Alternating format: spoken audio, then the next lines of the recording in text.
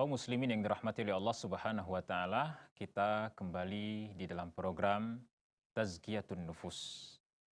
Dan kita sudah mengulang apa yang sudah kita bahas di kesempatan yang lalu berkaitan tentang kaidah-kaidah di dalam menyucikan jiwa. Dan di kesempatan kali ini kita akan melanjutkan kaidah selanjutnya di dalam penyucian jiwa atau di dalam pembersihan hati manusia adalah dengan menjadikan orang-orang yang telah direkomendasikan oleh Allah Subhanahu wa taala sebagai orang yang telah baik agamanya. Orang yang patut dijadikan sebagai suri tauladan.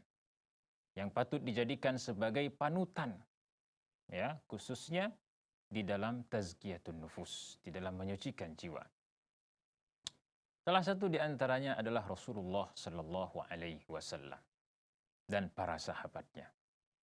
Di dalam Al-Quranul Karim, Allah Subhanahu Wa Taala berfirman, ya, menjelaskan tentang kemuliaan Rasulullah Sallallahu Alaihi Wasallam dan merekomendasikan Rasulullah Sallallahu Alaihi Wasallam sebagai panutan umat ini yang patut untuk dicontoh di dalam segala hal, khususnya di dalam menyucikan jiwa. Allah Subhanahu wa taala berfirman di dalam surah Al-Ahzab ayat ke-21 yang berbunyi, "Laqad kana lakum fi Rasulillahi uswatun hasanah liman kana yarjullaha wal yawmal akhir wa dzakarallaha katsira." Sesungguhnya telah ada pada diri Rasulullah Sallallahu Alaihi Wasallam suri tauladan yang baik, ya, untuk kalian, yaitu untuk mereka yang mengharapkan apa yang ada di sisi Allah Subhanahu Wa Taala berupa rahmat Allah dan keutamaan yang Allah persiapkan untuk mereka. Kemudian kedatangan hari kiamat. Dan mereka termasuk di antara orang-orang yang banyak berzikir kepada Allah Subhanahu wa taala. Ma'asyiral muslimin yang dirahmati Allah Subhanahu wa taala, ayat ini merupakan ayat yang dijadikan sebagai dalil, ya, atau pondasi bahwasanya kita harus mengikuti, ya, jalannya Rasulullah sallallahu alaihi wasallam, tuntunan Rasulullah Sallallahu Alaihi Wasallam dalam segala hal, khususnya di dalam menjalankan agama Islam ini, di dalam beragama, dan lebih khusus lagi di dalam menyucikan jiwa kita semua. Kita harus mengikuti jalannya Rasulullah Sallallahu Alaihi Wasallam karena Rasulullah adalah orang yang telah dijadikan, ya, sebagai panutan umat ini dan telah direkomendasikan langsung oleh Allah Subhanahu Wa Taala.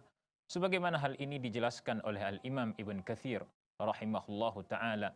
Beliau mengatakan, hadhil ayatul karimah aslun kabirun fit ta'assi bi Rasulillah sallallahu alaihi wasallam.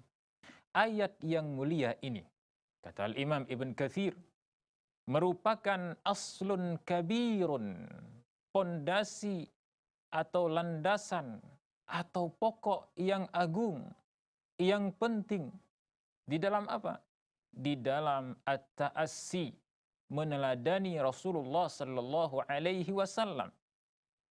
Baik itu dalam perkataan-perkataannya, perbuatan-perbuatannya, dan di dalam kondisi atau keadaan Rasulullah sallallahu alaihi wasallam. Ma'asyiral muslimin yang dirahmati Allah Subhanahu wa taala. Jadi sudah sepatutnya kita menjadikan Rasulullah sallallahu alaihi wasallam, ya, sebagai panutan kita di dalam segala hal, khususnya di dalam menyucikan jiwa, khususnya di dalam membersihkan hati kita semua. Karena Rasulullah Shallallahu Alaihi Wasallam adalah orang yang telah mendapatkan rekomendasi langsung oleh Allah Subhanahu Wa Taala sebagai suri tauladan atau panutan bagi umat ini. Ma'asyiral muslimin yang dirahmati Allah Subhanahu wa taala, kita tutup perjumpaan kita di kesempatan yang berbahagia ini dengan perkataan Al-Imam Ibnul Qayyim. Beliau mengatakan, bahwasanya tazkiyatun nufus itu merupakan perkara yang paling sulit, perkara yang lebih sulit, ya, bahkan lebih berat daripada mengobati penyakit yang ada di dalam badan. Ya, kemudian beliau mengatakan bahwa orang-orang yang menyucikan jiwanya dengan tuntunan-tuntunan, dengan cara-cara yang tidak pernah diajarkan oleh Rasulullah Sallallahu Alaihi Wasallam, maka mereka seperti orang yang sakit, yang mengobati penyakit yang ada di dalam dirinya dengan uh, pendapat mereka sendiri, bukan dengan pendapat para dokter. Ketahuilah, kata beliau, bahwasanya farrusul atibbaul qulub, bahwasanya para nabi, para rasul adalah dokter-dokter hati. Maka tidak ada jalan untuk mendapatkan kesehatan hati, kebersihan hati, kesucian jiwa, melainkan dengan mengikuti ajaran mereka, mengikuti tuntunan mereka, dan mengikuti jalan mereka di dalam menyucikan jiwa. Mudah-mudahan nasihat ini bisa bermanfaat bagi kita semua dan bisa kita laksanakan di dalam kehidupan kita semua. Subhanakallahumma wa bihamdika asyhadu an la ilaha illa anta astaghfiruka wa atubu ilaik. Wassalamu alaikum warahmatullahi wabarakatuh.